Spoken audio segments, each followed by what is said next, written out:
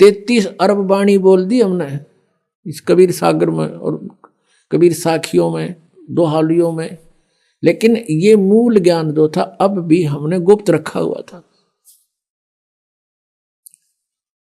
और अब ये इस दास के माध्यम से सार्वजनिक करवा दिया भगवान ने, क्योंकि अब ये सभी पंथ नष्ट होंगे, इनका अस्तित्व खत्म हो जाएगा कुछ दिनों में। क्योंकि इस बुद्धिमान जनता है, अपने भले बुरे को खूब समझते हैं ये, लेकिन अभी तक इनका न्यूना जच्ची है कि ये हमारे जो गुरु हैं ये कति नकली हैं। और उनका उस समय यकीन होगा जब इस दास के ज्ञान को अच्छी तरह समझेंगे और सदग्रंथों से मेल कर लेंगे, फिर उन नकलिया न छोड़कर आप आ जाएंगे। कुछ एक ऐसे व्यक्ति होते हैं जो ना कहे किसी की कहे की माने, और गुरुजी ने जो कह दिया बस ठीक से, उसके बारे में परमात्मा कहते हैं कि चातुर प्राणी चोर है और मूड मुग्ध है ठोठ, संतों के निकाम के इन दे गलजोट।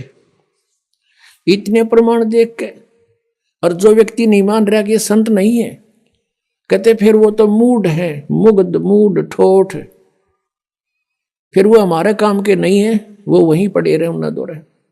एक भक्त कह रहा था जी ये आमत है सारे जितने दूसरे पंथा दौरा बैठे हैं। उसने एक उदाहरण दिया कि जैसे बाई बस ट्रेवल कर रहे हैं और रास्ते में कई बार बस खराब हो जाती है, तो कुछ तो बुद्धिमान से जब आइडिया ला लें कि यह खराब होगी, झटकम पटकम होने लाग रही है, जब वह रुक जा और साथ में दूसरी बस आ जाती है, तुरंत उतर कर चढ़ जाते हैं, वह ना देखते कदे किराया दोबारा देना पड़े। कुछ ऐसे होते हैं कि कंडक्टर ड्राइवर ने कह दे भाई गाड़ी खराब होगी, वो उतर के फिर दूसरी में बैठे। और उन्होंने कहता कुछ ऐसे होते हैं फिर भी बैठे रहे, कंडक्टर ड्राइवर के कहे पाछे भी, वे जब उतरेंगे, जब कंडक्टर ड्राइवर भी दूसरी बस में चढ़ लेंगे, वो जब उतरा करें क्या सचमुच ये भी ना रहे। तो कुछ ऐसे हैं जब इनके गुरुजी आते यहाँ तो पलायन कर जाएंगे, क्योंकि जनता इनको जीण नहीं देगी। यहाँ पर इनका अनमोल जीवन बर्बाद कर रखा, एक सांस की कीमत है। परमात्मा कहता हूं कई जातों कहूं बजा के ढोल, और ये श्वास जो खाली जात है ये 3 लोग का मोल।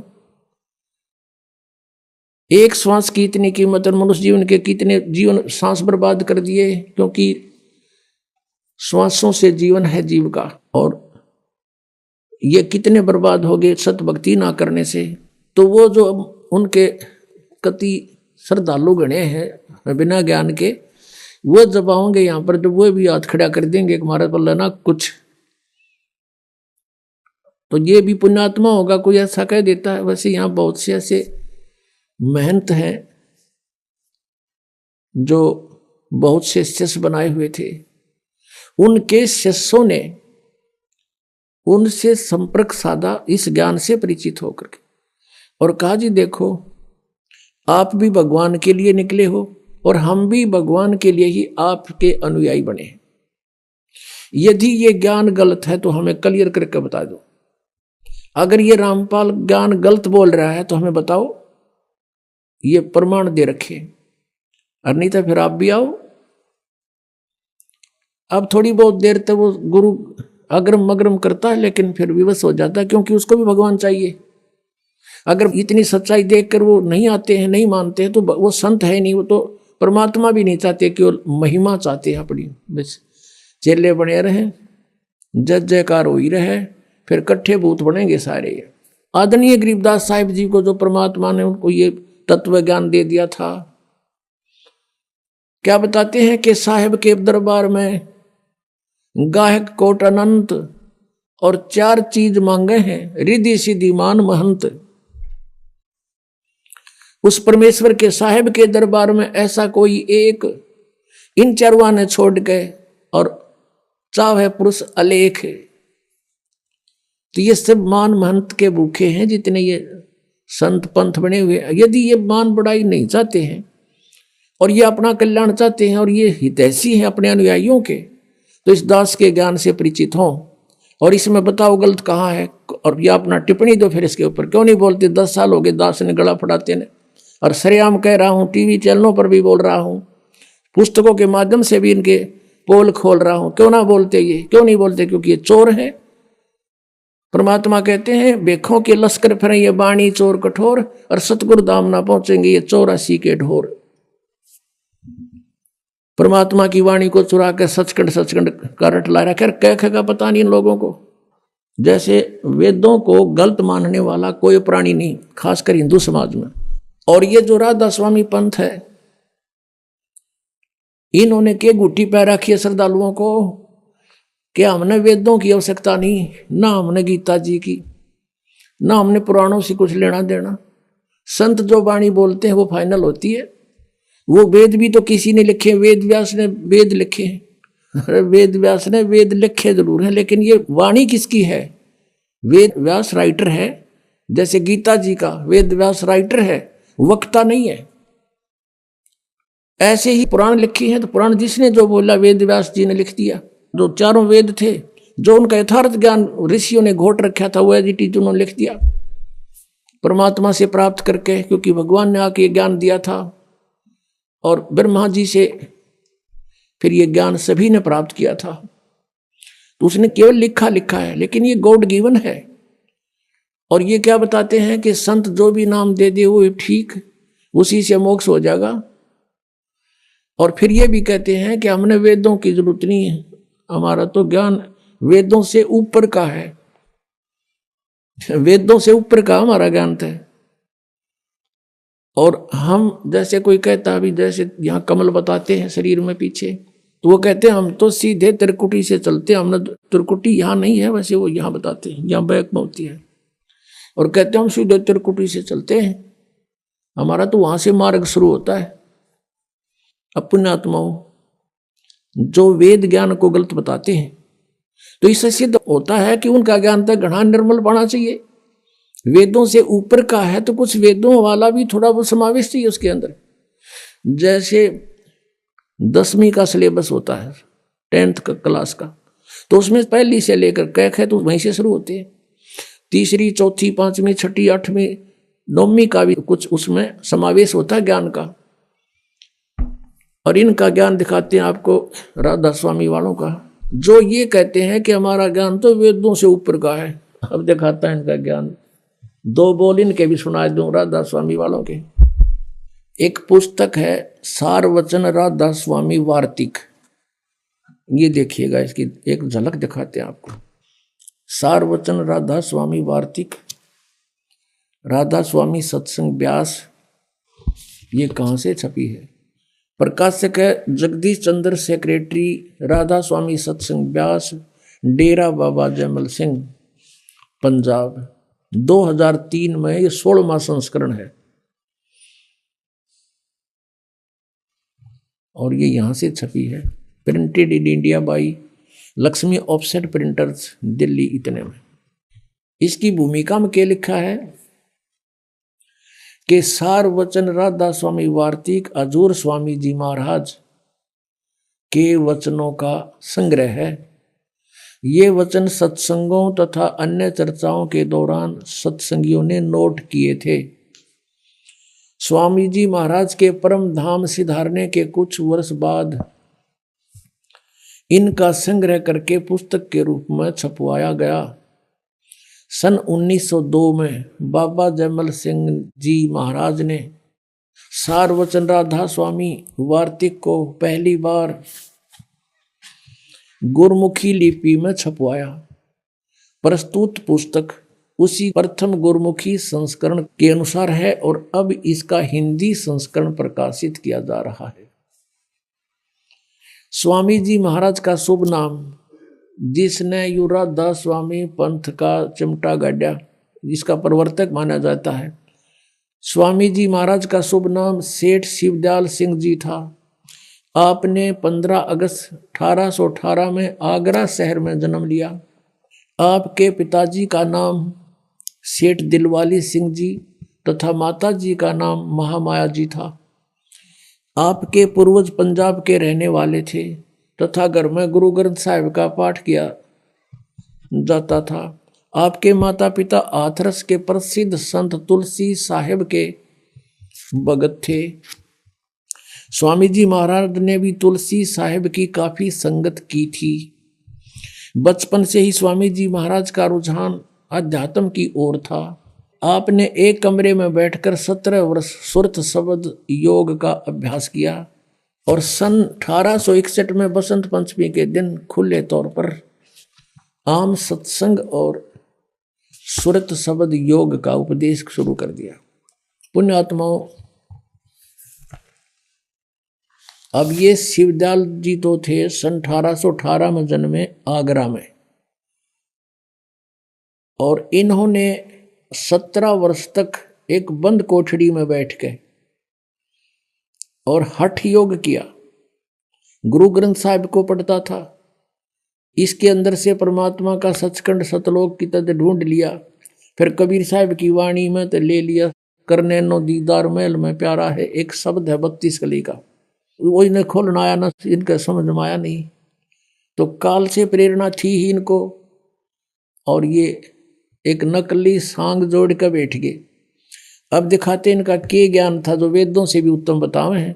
और इस पुस्तक के अंदर जो लिखा है, ये कहा गया है कि ये हजूर स्वामी जी महाराज शिवदयाल जी फाउंडर ऑफ राधा स्वामी, और इसी राधा स्वामी से सच्चा सौदा सिरसा, वही ज्ञान वहीं से उपदेश प्राप्त है उनको। और ये मथुरा के अंदर जय गुरुदेव, और इधर ये ठाकुर जी महाराज थे एक, और दिल्ली में कृपाल मिशन, ये सारा एक का कुएं का पानी है।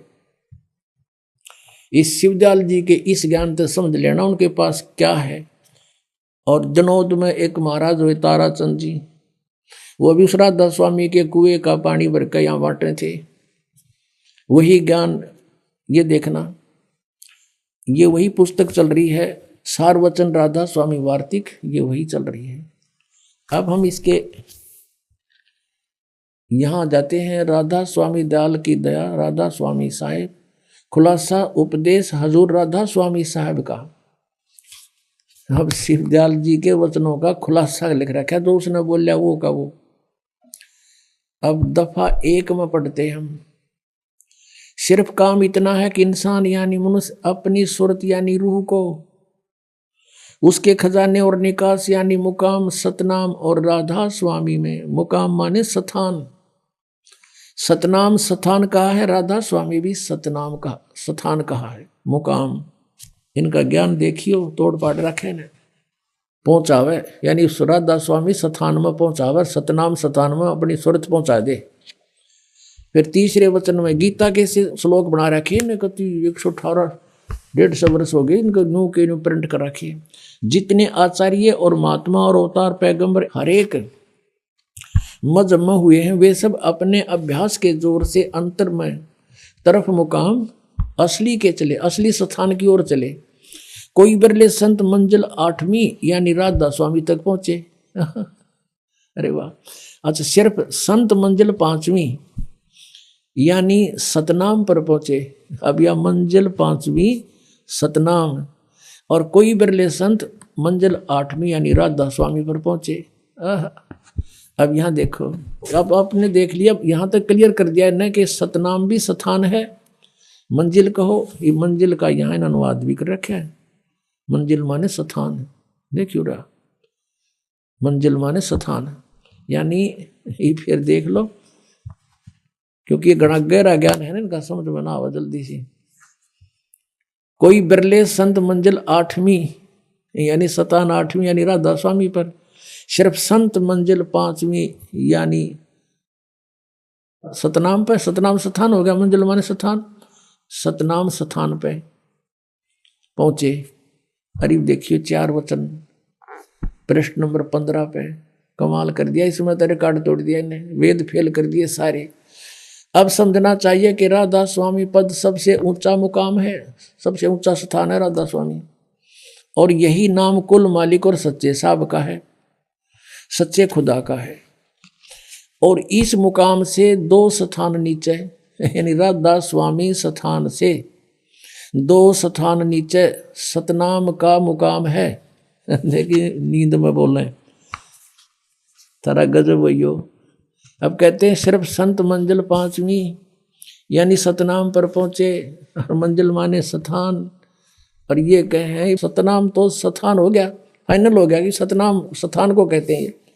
ये भी कहते हैं इस मुकाम से 2 स्थान नीचे, और मुकाम भी स्थान हो से। अब सतनाम भूल जाओ हम, इस 2 स्थान नीचे स्थान का स्थान है। ये वेद से गूढ़ ज्ञान है इनका, स्थान का स्थान है। और इस सतनाम को फिर कैसे डिफाइन किया, देखना परिभाषा कैसी बताई है। सतनाम का मुकाम है जिसको, इस सतनाम को संतों ने सतलोक सचखंड, सतनाम को सतलोक भी कहा है, सचखंड भी सतनाम को कहा है, और सार शब्द भी सतनाम को, सत शब्द भी सतनाम को, और सतनाम भी सतनाम को, और सतपुरुष भी सतनाम को। जय हो राधा स्वामी आलो। ये इनका वेदों से भी ऊपर टॉप मोस्ट ज्ञान है। इन कह नहीं बताया सतनाम खान का है कि पीण का है कि तो कोई स्थान है या नाम है। और दिखाता हूँ थोड़ा, और इनकी कति अच्छी हिंदी हो जाएगी।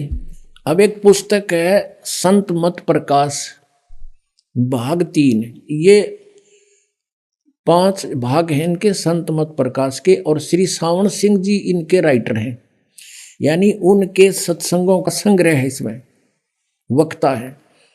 और श्री सावन सिंह जी जो हैं वो बाबा जयमल सिंह जी के उत्तराधिकारी थे तुरंत, और सावन सिंह जी के शिष्य थे ये कृपाल सिंह, जिन्होंने दिल्ली में अपना अलग मिशन बना लिया, और उन्हीं के शिष्य थे सच्चा सौदा सिरसा में, जिन्होंने अलग स्थान बना लिया, सावन सिंह जी के थे। खेमामल नाम था उनका, बिलोचिस्तान के रहने वाले थे, और फिर उनको सामस्ताना कहने लगे, और उन्होंने वहाँ अपना अलग से डेरा जमा लिया।